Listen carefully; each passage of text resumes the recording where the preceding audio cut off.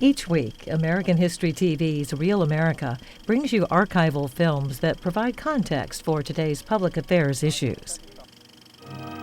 On May 29, 1933, after weeks of discussions, there was a meeting at Qasem Palace on the outskirts of Jeddah. It was there that Saudi Arab government officials representing His Majesty signed a concession covering roughly 320,000 square miles. This was the starting point of a new American business venture abroad. But ahead, there was a long, long distance to travel, a huge investment, years of effort, and no end of patience and perseverance. Most important of all, the job would require men, hardy men, determined men, men who were willing to leave families and friends and journey halfway around the world on a quest that might end in failure. Men who could face hardship and monotony and still take it. Men like Paul Strong.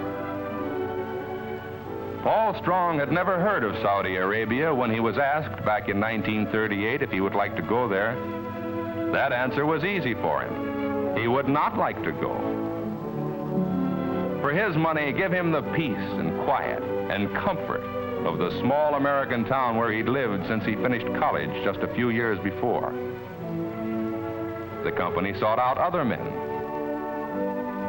Sought them where men are always found when the chance of pioneering is offered, across the breadth and depth of America, on farms, in small towns, in great cities, and each man had his own problems to weigh, each his own decision to make, for they were being asked to make a life career of oil in Arabia. They weighed and decided, and gradually they began to arrive. Carpenters, machinists, riggers, technicians, drillers, executives too, eager to extend a welcoming hand clasp to the new arrivals. And who is that over there? Why, sure enough, Paul Strong. Paul had forgotten back in the States that he had that traditional American characteristic, a hunger for adventure and challenge. He and the others had come to learn of the Middle East, and they found the going was tough. Few outsiders had ever before been beyond the treaty port of Jeddah, and the Arabs were suspicious of these strange newcomers. Many of them were frankly hostile and were quite ready to show their feelings.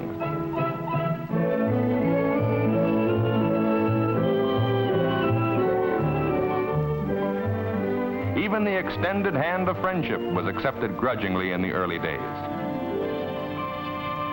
On top of all this, it was hot.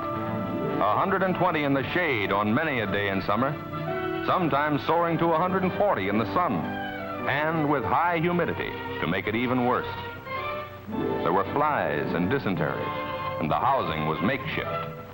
There was little to do except work, and life seemed rugged indeed. Here in such a setting, they prepared to search for oil.